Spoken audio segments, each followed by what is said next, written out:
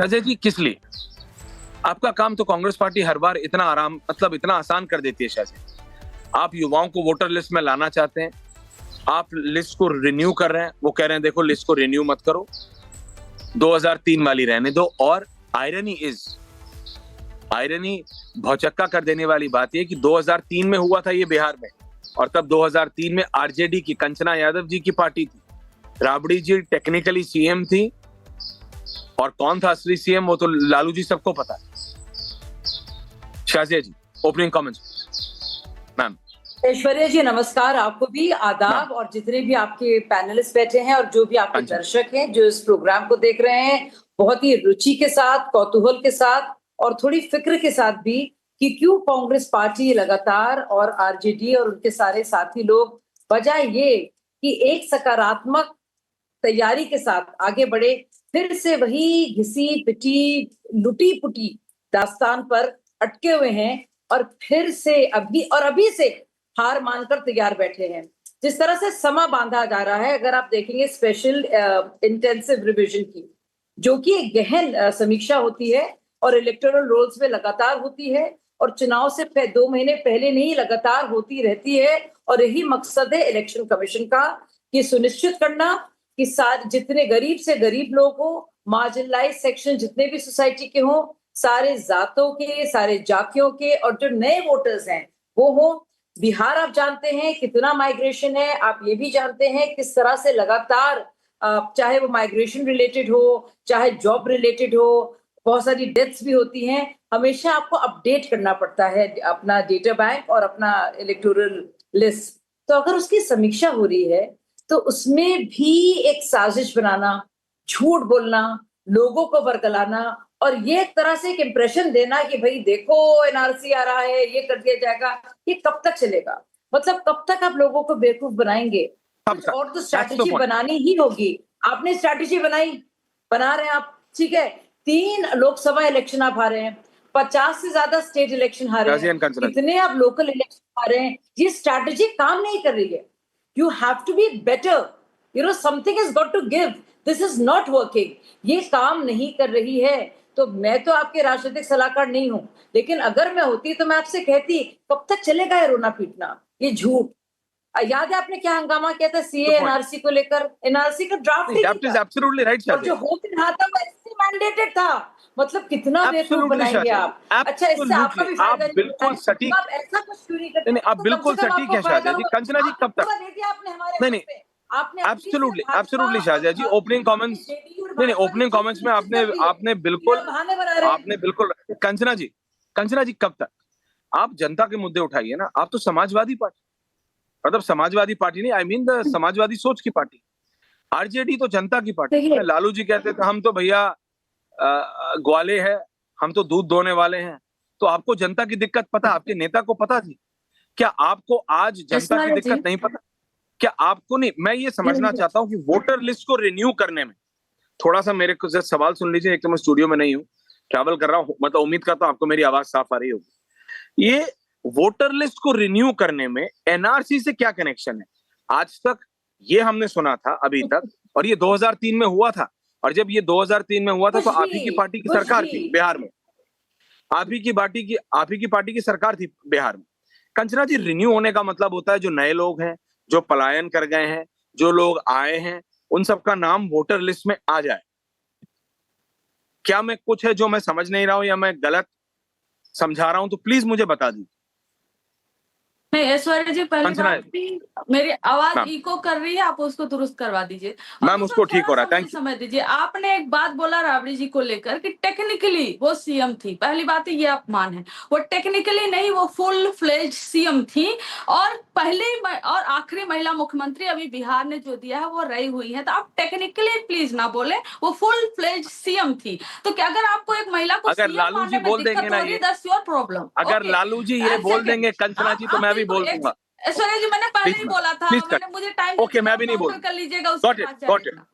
Got it, thank you, please बोलिए। अरे इतनी Sorry. सेंटियाँ जाती हैं आप। 2003 का जिक्र किया साजिया जी, साजिया जी सर जी चुप हो गए, आप भी चुप हो आप जाइए। इतनी सेंटियाँ जाती 2003 का हैं आपने जिक्र बहन किया, मेरी। 2003 में डेफिनेटली हुआ था, लेकिन आपको मालूम है 2003 में जब हुआ था ना, उस वोटर लिस्ट का उपयोग 2004 के लोकसभा में ना होकर 2005 के विधानसभा में हुआ था, क्योंकि पूरे 2 साल लग गए थे। हमारा कंसर्न ये है कि स्टेट मशीनरी का उपयोग सिर्फ 1 महीने में कैसे करके, क्योंकि 3 महीने बाद इलेक्शन है, आप करोगे। जो 3 करोड़ ये राज्यसभा में सरकारी आंकड़ा दिया हुआ है कि 3 करोड़ बिहार के लोग परिवार समेत कई सारे लोग बाहर रहते हैं।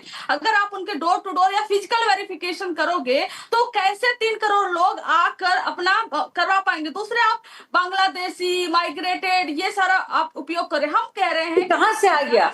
नहीं, कहाँ से? कंचना मेरी अच्छी प्यारी बहन, आप मेरी बहन, आप मुझे बताओ ये सब बातें आपके दिमाग में कैसे आती हैं? आप ये मुझे बताइए।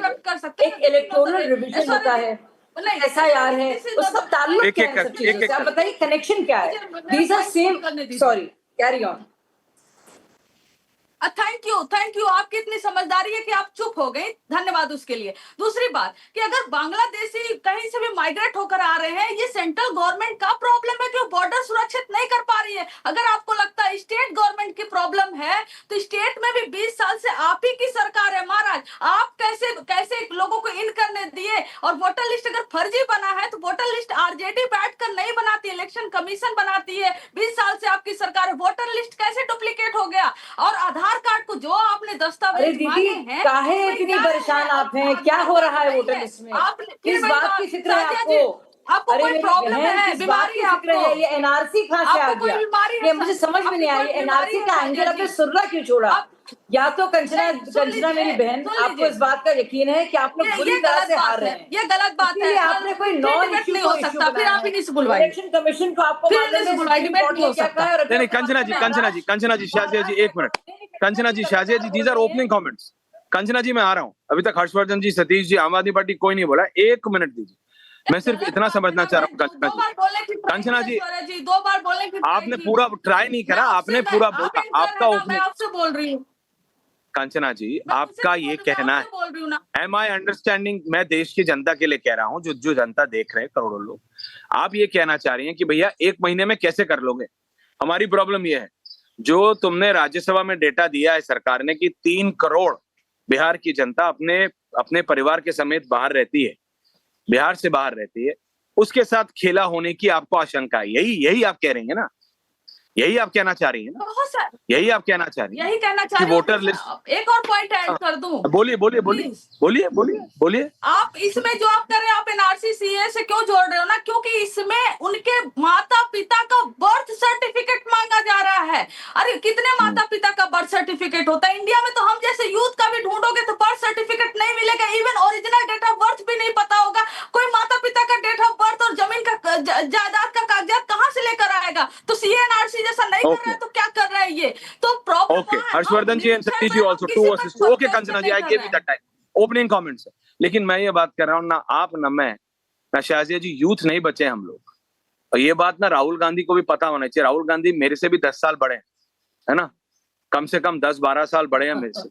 तो यूथ वूथ तो बचे नहीं, है ना? ये जो एक सिचुएशन डाल दी है ना राहुल गांधी ने सबने, कि 55 साल की उम्र में भी, 52 साल की उम्र में भी यूथ है। अनुराग भदौरिया मान सकते हैं अपने आप को यूथ, बाकी कोई और इस पैनल में यूथ माने या नहीं माने, मुझे इसमें डाउट है ना? क्योंकि अनुराग भदौरिया कुछ भी कर सकते हैं। जो आदमी स्पोर्ट्स शूज पहन के खेती कर सकता है, वो आदमी कुछ भी कर सकता है। लेकिन हर्षवर्धन जी नहीं, मैं ये रियलिटी बता रहा हूँ। हर्षवर्धन जी, आपने सुना, सतीश जी आ रहा हूँ, आम आदमी पार्टी आ रहा हूँ, मैं सिर्फ ये कह रहा हूँ। हर्षवर्धन जी, बिहार में विपक्ष कह रहा है 3 करोड़ लोगों की लिस्ट का डेटा देश की सरकार ने, बीजेपी ने, JDU ने दिया है राज्यसभा में कि भैया विदेश में रहता, प्रदेश से बाहर रहते, और वो प्रदेश से बाहर देश के अलग अलग राज्यों में रहते हैं, विदेश में रहते हैं, वो नहीं पता। उनको ये डर है कि इन 3 करोड़ वोटर के साथ खेला होने वाला है। नहीं, एक्चुअली जी खेला किस तरह का होने वाला है मैं समझ नहीं पा रहा हूं कि क्या किसी का कोई मतदाता चिन्हित होता है क्या ये संभव है क्या? वो ये कह रहे हैं कि भैया, वो ये कह रहे हैं कि उन लोगों को वोट करने का मौका नहीं मिलेगा, या उनका नाम से कहना तो यही चाह रहे हैं ना। मैं सिर्फ उसको क्लियरली रख रहा हूँ, घुमा के नहीं बोल रहा हूँ। जी सर, मैं इसीलिए तो कह रहा हूं कि यही बिहार का मतदाता इस चुनाव के पहले दिल्ली में आम आदमी पार्टी को जिताता था या नहीं जिताता? और मेरी समझ में एक बात नहीं आती है, क्या एक मतदाता देश में बार बार अलग अलग मतदान करेगा क्या? मेरा तो ये स्पष्ट मानना है कि ये प्रक्रिया शुरू जो हो रही है इसको और ज्यादा जीरो इन करना चाहिए देश में। अब जैसे मैं मूलतः कहां का रहने वाला हूं, तो अब मैं प्रयागराज में वोट करूंगा क्या? पहले मैं वहां वोट करता था, तब मेरा कहीं और नाम नहीं था, लेकिन अब मैं नोएडा का वोटर हूं, नोएडा का मतदाता हूं, और अगर मैं एक जगह का मतदाता हूं तो दूसरी जगह नहीं हो सकता।